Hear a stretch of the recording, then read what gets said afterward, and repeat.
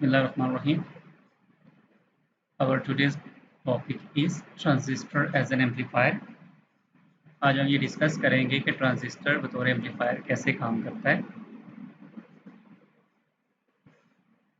यहाँ पे एक ट्रांजिस्टर की एक सिंपल एम्पलीफायर की जो है सर्किट शो किया गया है, जिसमें इनपुट साइड पे एक सिग्नल दिया गया है जो कि स्मॉल सिग्नल है, और आउटपुट की तरफ हमें एक उसी का एक रेप्लिका मिल रहा है जो कि लार्ज सिग्नल है, जो बेसिकली एम्पलीफिकेशन हुई है, एम्पलीफाइड सिग्नल है। हम देखेंगे कि कैसे जो है वो ट्रांजिस्टर जो है ये जो सर्कल के अंदर मौजूद है, ये कैसे एक स्मॉल सिग्नल को लार्ज सिग्नल्स में कन्वर्ट कर देता है या एम्पलीफिकेशन करता है। सबसे पहले हम फिर से रिपीट करते हैं कि ट्रांजिस्टर क्या होता है। ट्रांजिस्टर बेसिकली एक सेमीकंडक्टर डिवाइस है जिसके 3 टर्मिनल्स होते हैं, और एक emitter, base and collector, emitter, base और कलेक्टर। और इसमें 2 जंक्शन होते हैं, एक बेस एमिटर जंक्शन होता है और दूसरा बेस कलेक्टर जंक्शन होता है। इसमें बेस वर्ड पहले यूज किया जाता है, इसलिए base emitter and base collector. आपको पता है, हमने पिछले लेक्चर में पढ़ा था कि हम ट्रांजिस्टर को जो है वो बाइस करते हैं, उसको डीसी सप्लाई देते हैं ताकि वो वर्क करे, और उसमें हमने कहा था कि हम बेस और एमीटर को एक अलग से पावर सप्लाई देते हैं, और इसी तरह कलेक्टर और बेस को या कलेक्टर और एमीटर को एक अलग से पावर सप्लाई देते हैं। तो इस तरह से ये 2 जंक्शन बन जाते हैं, बेस एमीटर और बेस कलेक्टर जंक्शन। अब इन दोनों जंक्शंस पे जो हम पावर प्रोवाइड करते हैं या जो हम बैटरी के कनेक्शन के साथ कनेक्ट करते हैं, तो वहाँ 2 सिचुएशंस बल्कि जो भी सिचुएशंस अराइज होती हैं, हम उनको यहाँ आगे टेबल में डिस्कस करते हैं। ये पहले आप इस टेबल को देख लें। इस टेबल में लेफ्ट साइड पे दिखाया गया है कि एमीटर बेस जंक्शन, दूसरा है कलेक्टर बेस जंक्शन। तो ये बेसिकली 2 जंक्शन है। तो हम जब इसको बाइस करते हैं तो ये किस रीजन में जाके ऑपरेट करता है, हमने इसको देखना है। वो कहते हैं कि such a device can operate in 3 different regions. तो ट्रांजिस्टर जो है वो बेसिकली 3 रीजन्स में ऑपरेट कर सकता है। पहला रीजन कट ऑफ है, दूसरा एक्टिव है और तीसरा सैचुरेशन है। तो हमें सबसे पहले तो ये जानना ज़रूरी है कि ये तीनों रीजन्स क्या होते हैं और हमारा मकसद क्या है, हम कौन सा काम लेना चाहते हैं ट्रांजिस्टर से। तो जिस तरह का काम लेना चाहते हैं उस तरह के फिर रीजन में उसको ऑपरेट करवाएंगे, और उस रीजन में ऑपरेट करवाया कैसे जा सकता है और करवाने का मकसद क्या है, ये दोनों बातें हमें पता होनी चाहिए। सबसे पहले तो मैं आपको ये बता दूं कि ट्रांजिस्टर को अगर बतौर स्विच इस्तेमाल करना हो तो उस सूरत में आपको ट्रांजिस्टर को कट ऑफ और सैचुरेशन में इस्तेमाल करना होगा। यानी जब ये कट ऑफ में होगा तो ये स्विच ऑफ के तौर पर बिहेव करेगा, और जब ये सैचुरेशन में होगा तो ये स्विच ऑन के तौर पर जो है वो बिहेव करेगा। तो लिहाजा अगर ट्रांजिस्टर को एज अ स्विचिंग सर्किट इस्तेमाल करना चाहते हैं तो उस सूरत में आपको ट्रांजिस्टर को ऑपरेट करना होगा saturation as well as cut off. इस तरह से आप कट ऑफ से ऑफ अचीव कर लेंगे और सैचुरेशन से ऑन स्टेटस जो है वो स्टेट अचीव कर लेंगे। तीसरी जो सिचुएशन है या तीसरा जो रीजन है वो एक्टिव रीजन है। अगर आप चाहते हैं कि ट्रांजिस्टर को आपने एज ए एम्पलीफायर इस्तेमाल करना है, कि ट्रांजिस्टर काम करे बतौर एम्पलीफायर, उस सूरत के लिए शर्त यह है कि आपका ट्रांजिस्टर एक्टिव रीजन में काम करे। तो लिहाजा अब क्योंकि हमारा टॉपिक ही है कि ट्रांजिस्टर एज एन एम्पलीफायर कैसे काम करता है, तो लिहाजा हम अपने ट्रांजिस्टर को एक्टिव रीजन में परफॉर्म करवाएंगे या ऑपरेट करवाएंगे। अब दूसरी शर्त यह है कि हम एक्टिव रीजन में या किसी भी दूसरे रीजन में कैसे ऑपरेट करवा सकते हैं। तो ये टेबल हमें साफ बता रहा है कि अगर दोनों जंक्शंस, एमीटर बेस और कलेक्टर बेस जंक्शन, अगर दोनों जंक्शन फॉरवर्ड बाइस हो जाएं, एफ बी से मुराद फॉरवर्ड बाइस है और आर बी से रिवर्स बाइस, अगर दोनों जंक्शन जो है वो फॉरवर्ड बाइस हो जाएं जैसे नंबर 2 में है, तो ये सैचुरेशन में चला जाता है, रीजन ऑफ ऑपरेशन सैचुरेशन है। और अगर दोनों रिवर्स बाइस हो जाएं, आर भी हो जाए, तो ये कट ऑफ में चला जाता है। तो ये दोनों सैचुरेशन और cut off basically switching circuits में इस्तेमाल है, इसका इस्तेमाल है, यूज़ है, ठीक है। लेकिन अगर इनमें से एक जंक्शन फॉरवर्ड बाइस और एक रिवर्स बाइस हो जाए तो फिर सूरत हाल मुख्तलिफ है। अमूमन क्या होता है कि जो हमारा एमीटर बेस जंक्शन है वो फॉरवर्ड बाइस होता है और कलेक्टर बेस जंक्शन जो है वो रिवर्स बाइस होता है, और उस सूरत में हम ये कहते हैं कि हमारा रीजन ऑफ ऑपरेशन जो है वो एक्टिव है, और उस वक्त ये एम्पलीफायर के तौर पर इस्तेमाल किया जा सकता है।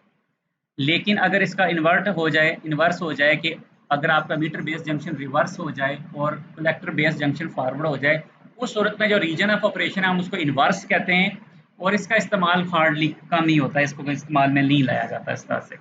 ठीक है। सो हमारा अभी का टारगेट क्या है कि हम ट्रांजिस्टर को इस्तेमाल करना चाहते हैं एज एन एम्पलीफायर। तो उसकी एक शर्त है, वो ये है कि आपको इस ट्रांजिस्टर को एक्टिव रीजन में ऑपरेट करना होगा और एक्टिव रीजन में लाने के लिए जो शर्त है वो ये है कि हम मीटर बेस जंक्शन को फॉरवर्ड बाइस कर दें और कलेक्टर बेस जंक्शन को रिवर्स बाइस कर दें। तो हम यही करेंगे ताकि हम transistors are fully off and in the cut off region and fully on the operating, ये सिचुएशन यहाँ बयान की गई है।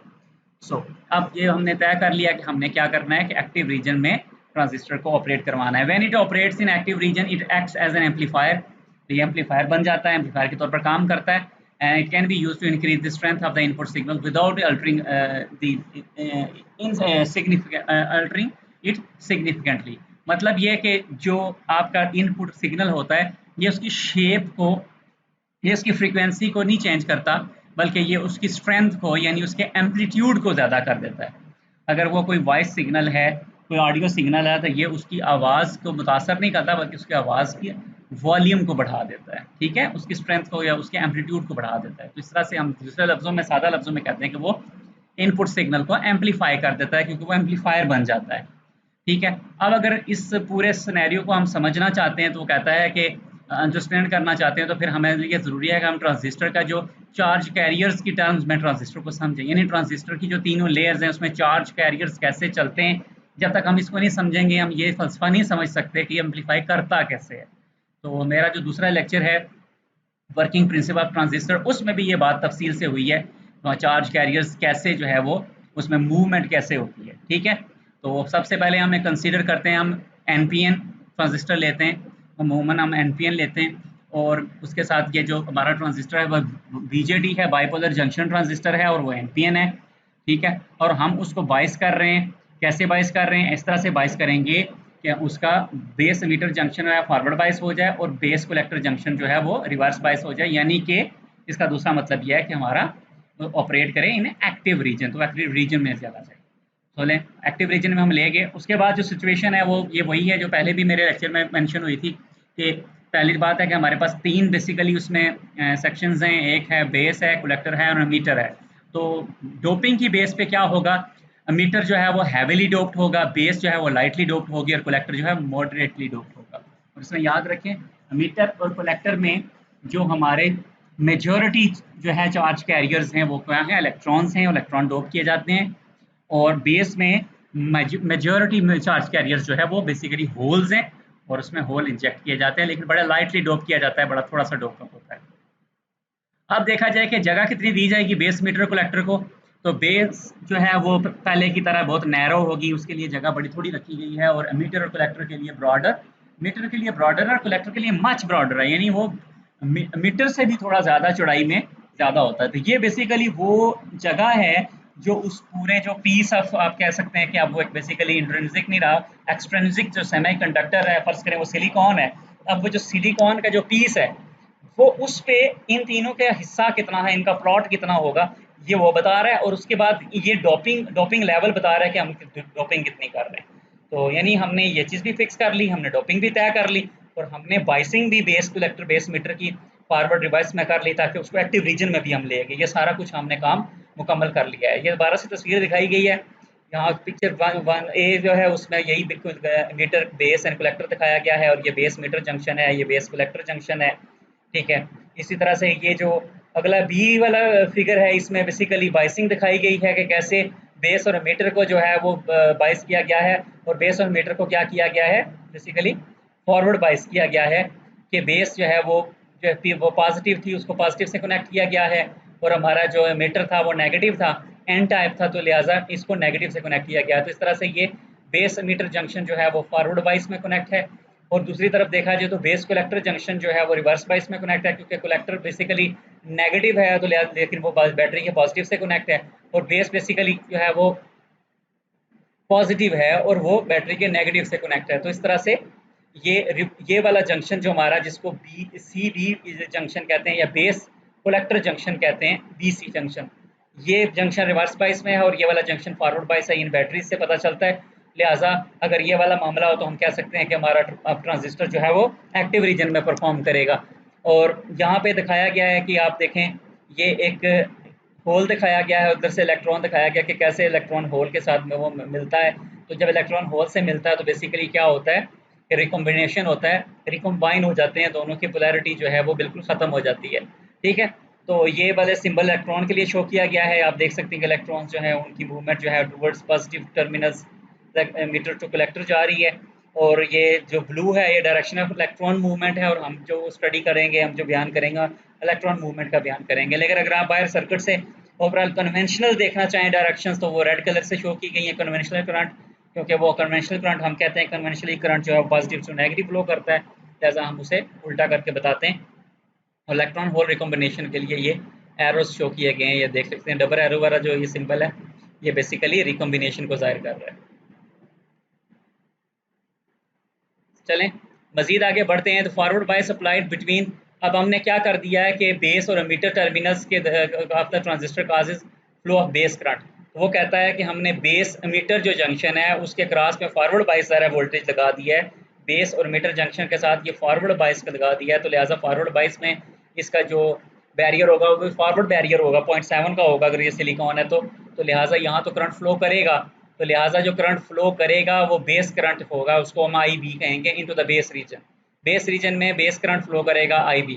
ठीक है, लेकिन वही बात आ जाएगी कि वो कहता है कि ये जो बेस करंट होता है इसकी मैग्नीट्यूड बड़ी थोड़ी होती है, ये बहुत थोड़ा करंट होता है बनिस्बत कलेक्टर करंट के, और ये यूजुअली जो है वो माइक्रो एम्पेयर्स में होता है। वजह ये है कि जो वी बी बेस मीटर वाली जो वोल्टेज होती है वो बहुत छोटी होती है, लिहाजा वोल्टेज बहुत लो होने की वजह से जाहिर है करंट भी, आपको पता है कि ओम लॉ के मुताबिक वोल्टेज अगर कम हो तो करंट भी थोड़ा ही फ्लो करता है, लिहाजा वोल्टेज भी लो होती है और करंट भी जो है वो माइक्रो एम्पेयर्स जो है में फ्लो करता है, जो काफ़ी थोड़ा करंट होता है। This can be considered as the movement of electrons out of the, वो कहता है कि इससे आप ये मुराद ले सकते हैं कि इलेक्ट्रॉन्स जो हैं, या तो आप ये कहें कि इलेक्ट्रॉन्स emitter रीजन को छोड़ के जो है वो बेस रीजन में जा रहे हैं, या आप ये कहें कि बेस रीजन में होल्स इंजेक्ट हो रहे हैं। ये दोनों बातें जो है बेसिकली एक ही हैं।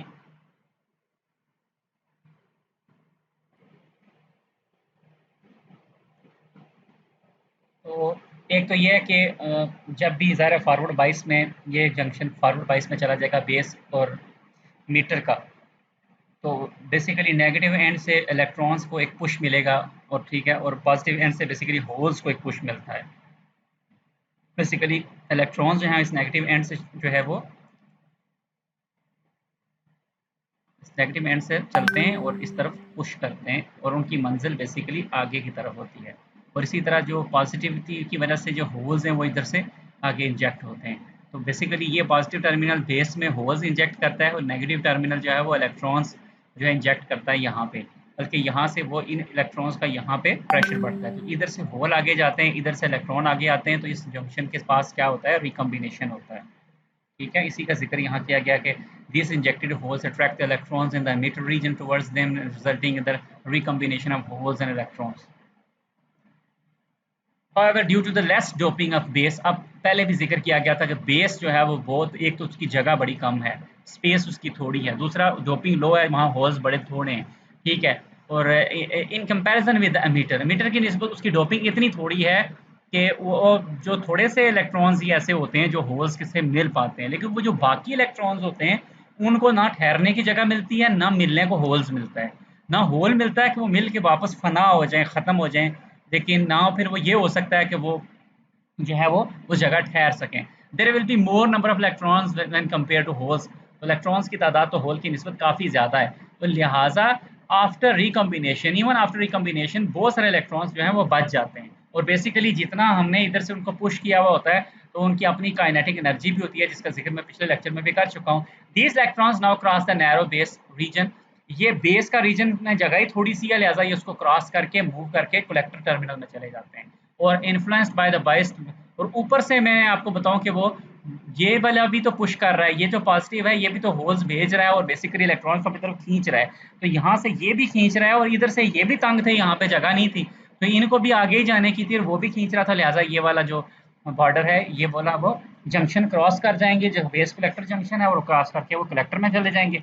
जो ही वो कलेक्टर में चले जाएंगे तो फिर कलेक्टर से उनका अगला सफर आसान है, तो लिहाजा वो कलेक्टर करंट का हिस्सा बन जाएंगे। हम ये कहेंगे कि वो अब कलेक्टर करंट को जन्म ले रहे हैं। ठीक है, this constitute nothing but the collector current IC. वो कलेक्टर करंट आईसी बन जाएगा, मूविंग इनटू द कलेक्टर, जो कलेक्टर में मूव कर रहा है। From this it can be notice by varying current flowing into the base. तो यहाँ से आप ये अंदाज़ा लगाएं कि बेसिकली बात बेस के करंट से शुरू हुई थी, कि हमने बेसिकली बेस के करंट को थोड़ा सा चेंज किया। One can obtain a very large variation in collector current. हमने कलेक्टर करंट को छेड़ा भी नहीं था, लेकिन बेस करंट अगर बढ़ा दिया जाए तो कलेक्टर करंट बहुत ज़्यादा बढ़ जाता है। बेस करंट में मामूली से इजाफे से करंट कलेक्टर करंट में इजाफा हो जाता है। तो अमूमन हम बेस को इनपुट वाली साइड लेते हैं और कलेक्टर को आउटपुट पे लेते हैं। तो देखते हैं कि छोटे से इनपुट से कैसे आउटपुट बड़ी आ रही है।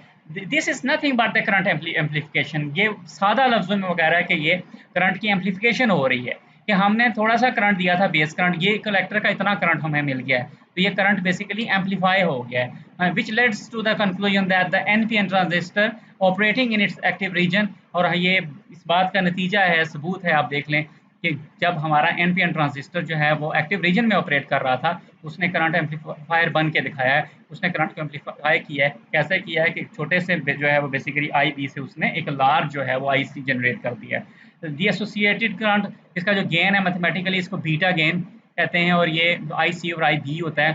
तो आई सी की वैल्यू जितनी ज़्यादा होगी ये गेन उतना ज़्यादा होगा। ये गेन डायरेक्टली प्रोपोर्शनल होता है कलेक्टर करंट के, और ये इन्वर्सली प्रोपोर्शनल होता है बेस करंट के। तो बेस करंट की वैल्यू जितनी कम और कलेक्टर करंट की वैल्यू जितनी ज़्यादा होगी तो ये गेन उतना ज़्यादा हो जाएगा।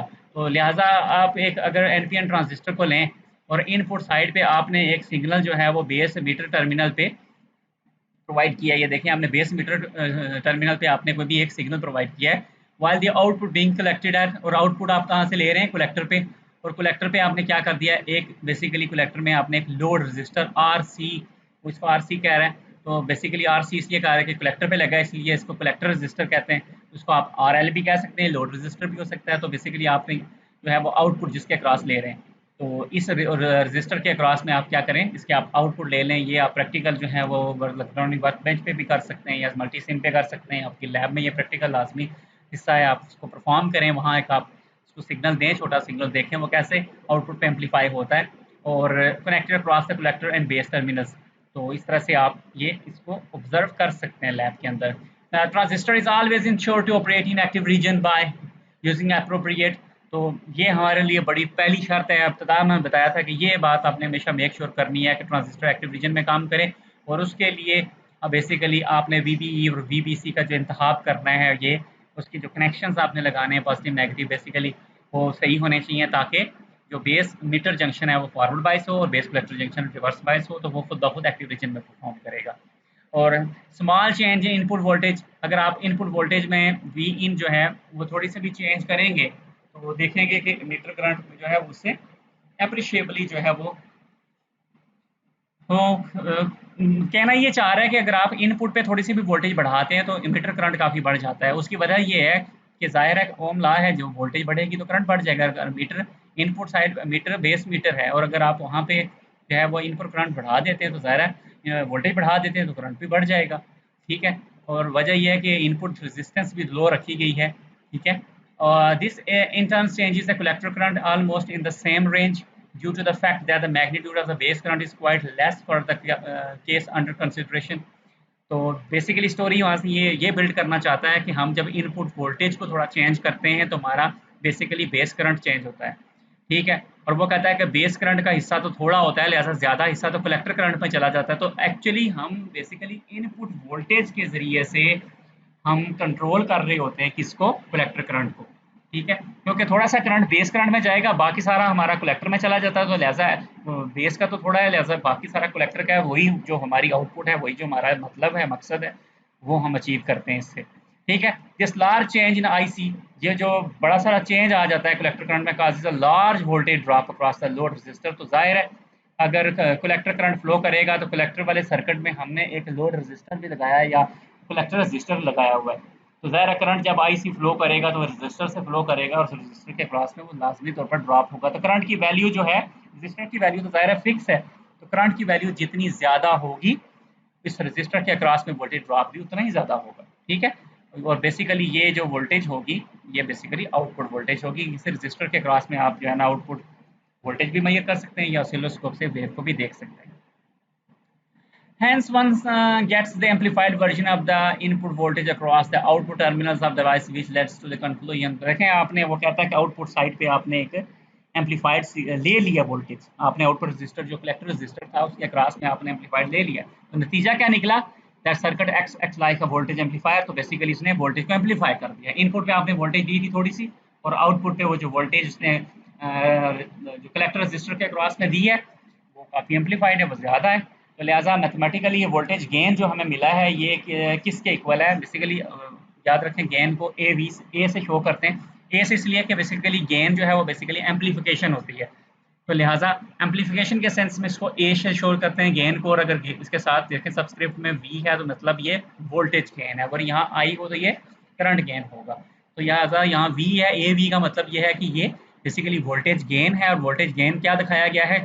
the change in small change in the collector voltage and small change in base voltage। तो कलेक्टर वोल्टेज में बेस वोल्टेज के मामूली से चेंज से कलेक्टर वोल्टेज में जितना बड़ा चेंज आएगा that's called the voltage gain, ठीक है। और हम इसको सादा लफ्ज़ों में ये कह देते हैं कि इनपुट ओवर आउटपुट। तो जितनी ज़्यादा हमारी आउटपुट होगी, जितनी इनपुट थोड़ी और जितनी आउटपुट ज़्यादा होगी, तो हम कहेंगे हमारा वोल्टेज गेन उतना ही ज़्यादा है।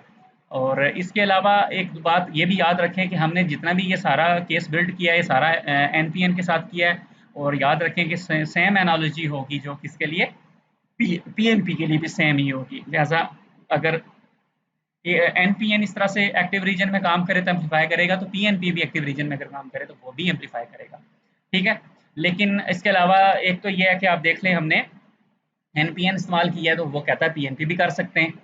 दूसरा हमने क्या यूज़ किया था? बीजेटी यूज़ किया था। तो क्या बीजेटी एम्पलीफायर बन सकता है? No no. आप फील्ड इफेक्ट ट्रांजिस्टर भी इस्तेमाल करते हैं जिसमें जेएफईटीज भी हैं, मॉसफेट्स भी हैं, तो वो भी इस्तेमाल कर सकते हैं, तो वो भी एज एम्पलीफायर काम करेंगे। इसके अलावा मजीद क्या, मजीद भी जो है एक चीज़ है जो हमें करनी होती है, या यूजुअली हम आमतौर पर जो एम्पलीफायर्स देखते हैं वो काफ़ी कम्प्लेक्स होते हैं, वो इतने सिंपल नहीं होते। तो इसमें मैं बेसिकली 3 सेट्स का जिक्र यहाँ करूँगा कि ये 3 सेट्स जो हैं वो हमारे बेसिकली कोर्स का भी हिस्सा है और हम इंशाल्लाह इन सारी चीज़ों से गुजरेंगे। तो पहली चीज़ ये है कि जब हमने अभी ये एक सर्किट, सादा सर्किट आपको दिखाया है, अगर फर्स्ट सेट की बात करें तो इसमें हम कहाँ पे बेसिकली 3 टर्मिनल्स हैं हमारे पास, बेस, कलेक्टर एंड एमीटर। अगर ये हमारा बीजेटी है और एफईटी है तो फिर उसमें आपको पता है सोर्स, ड्रेन एंड जो है वो गेट हो जाएगा, ठीक है। तो बात जिसके हिसाब से आप करेंगे उसी हिसाब से देखेंगे। तो अगर तो यहाँ पे हमने बेस, मीटर और कलेक्टर का नाम इस्तेमाल किया, और अगर ये एफईटी है तो फिर ये नाम जो है रिप्लेस हो जाएंगे सोर्स, ड्रेन और गेट से साथ, ठीक है। तो common base configuration, common emitter configuration और कॉमन कलेक्टर कॉन्फ़िगरेशन, ये इंशाल्लाह हमारा अगला टॉपिक होगा। ये टॉपिक्स हैं अगले हमारे, और इसमें ये बेसिकली ये है कि आपने तीनों में से किस एक टर्मिनल पे इनपुट दिया और किस दूसरे टर्मिनल से आप आउटपुट ले रहे हैं। तो ये अगर आप सारे स्विच करते जाएँ, चेंज करते जाएँ, ठीक है, तो ये बेसिकली डिफरेंट सेट्स बन जाते हैं। और अभी जो हमने जो बेसिकली किया था, हमने इनपुट दी थी हम अपनी बेस पे और कलेक्टर से आउटपुट लिया, तो बेसिकली ये कॉमन जो है वो एमिटर कॉन्फ़िगरेशन थी हमारी, ठीक है। लेकिन कॉमन बेस कॉन्फ़िगरेशन भी का भी स्टडी करेंगे हम तफसील से, बल्कि एमिटर को भी करेंगे और कॉमन कलेक्टर को भी करेंगे, ठीक है। और इसके बाद ये तो कॉन्फ़िगरेशंस हैं कि आप इनपुट कहाँ दे रहे हैं और आउटपुट कहाँ से ले रहे हैं। प्लस प्लस आपके जो एम्पलीफायर्स हैं वो किस क्लास में आप ऑपरेट करवा रहे हैं। तो ये क्लासेस भी आगे आएंगी, अगला चैप्टर होगा हमारा जिसमें class A, class B, class C और क्लास ए बी को भी हम डिस्कस करेंगे, क्योंकि सिर्फ कॉन्फ़िगरेशन तक बात नहीं होती, वो किसी क्लास में भी होता है। इसके बाद मजीद यह है कि वो सिंगल स्टेज एम्पलीफायर्स भी होते हैं और मल्टी स्टेज एम्पलीफायर्स भी होते हैं। बाज़ एम्पलीफायर जो है वो एक सिंगल एम्पलीफायर नहीं होता, बल्कि कैस्केडेड काफ़ी सारे एम्पलीफायर्स लगे हुए होते हैं। तो उसका क्या मकसद होता है, उससे क्या फ़ायदा होता है, ये हमारा इंशाल्लाह आगे टॉपिक होगा, ये भी हम तफसील से देखेंगे। लेकिन वो कहता है कि however the basic working principle remains the same. बेशक कोई भी क्लास का एम्पलीफायर हो, बेशक वो मल्टी स्टेज हो या सिंगल स्टेज हो, बेशक किसी भी कॉन्फ़िगरेशन में हो, तो बेसिकली बुनियादी जो वर्किंग प्रिंसिपल है हमारे एम्पलीफायर की परफॉर्मेंस का या ट्रांजिस्टर का बीइंग एम्पलीफायर काम कर रहा हो, वो सेम रहता है। उम्मीद करता हूँ आपको ये लेक्चर पसंद होगा। Thank you very much.